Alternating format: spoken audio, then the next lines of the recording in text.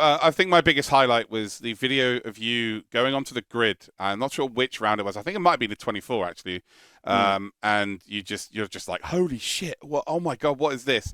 Like, what were your particular highlights? And maybe mention a couple of lowlights from the season.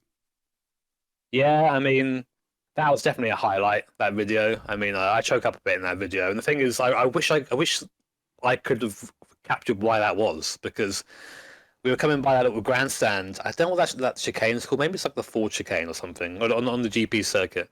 A little left-right before you go down to the hairpin on the GP circuit. And as you came around to the right-hander, I saw people in the stands with like a little Bilstein flag. They all stood up and like cheered as I went by, and like, that was so emotional, because you think these people are here for us, to see us and support us. And yeah, I mean, I'm an emotional guy anyway, but seeing that sort of thing was just, it's very surreal to think that you go from never any outside possibility of even being at a racetrack to then being at a circuit in a car and people are cheering you on. It was amazing. But the N24 also turned out to be a bit of a low light because of the weather. I mean, I think we did 7 and a bit hours in the end, and we basically didn't win that race because of how the pit stops worked out.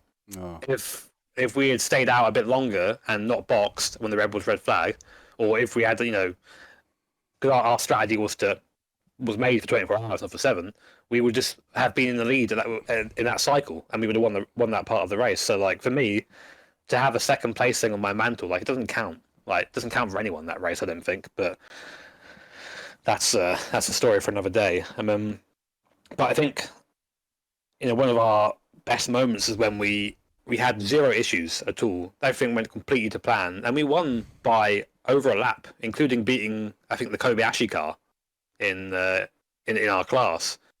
And it just goes to show how much pace the car has and how much we will have now after that time at the ring.